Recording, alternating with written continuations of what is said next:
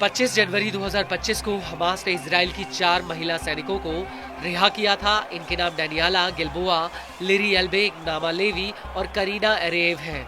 ये चारों ही पूरे 477 दिनों के बाद हमास की कैद से रिहा हुई हैं। इनके बदले में इजराइल ने करीब 100 फिलिस्तीनी कैदियों को रिहा किया है।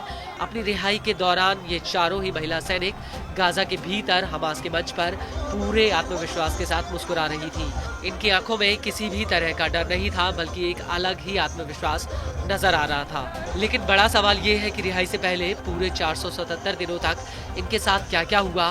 दरअसल हमास की कैद से रिहा होने के बाद इन चारों ने अपनी आप बीती सुनाई है। इन चारों महिलाओं का कहना है कि हमास के लड़ाकों ने उन्हें नागरिक अपार्टमेंट और सुरंगों में रखा, जहां पर साफ सफाई की कमी थी और अक्सर वो लंबे समय तक नहा नहीं पाती थी। उन्हें हमास के लड़ाकों के लिए खाना पकाने और सफाई करने के लिए मजबूर किया जाता था।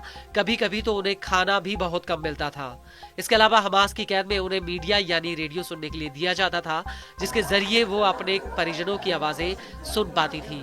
और कई बार इन चारों बंधकों को एक साथ रखा जाता था और कई बार इन कैदियों से हमास के लड़ाके जबरन अपने बच्चों की देखभाल तक कराते थे। हमास की कैद के दौरान उन्होंने अरबी बोलना तक सीखा। इसको लेकर इजराइल के पब्लिक ब्रॉडकास्टिंग कॉर्पोरेशन का कहना है कि इन चारों बंधकों को इजरायली बंधक आगम बर्गर के साथ रखा गया था।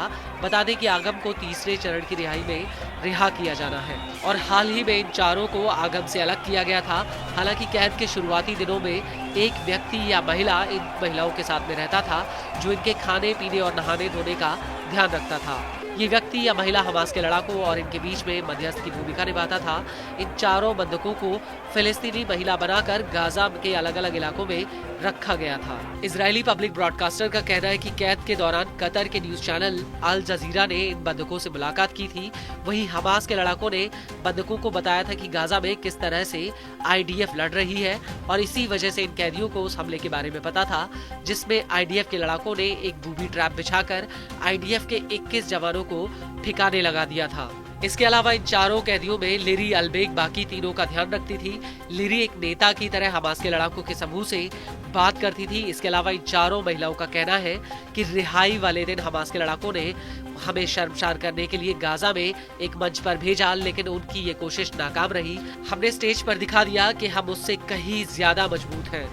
वहीं इजराइल के केशेट नेटवर्क का कहना है कि अगवा की गई कुछ महिलाएं गाजा के भीतर हमास के कई सीनियर नेताओं से मिली हैं और गाजा में कई बार ऐसा मौका आया जब उन्हें भूखे पेट तक रहना पड़ा। इसके अलावा कई मौकों पर IDF ने उनके बेहद ही करीब हमले किए।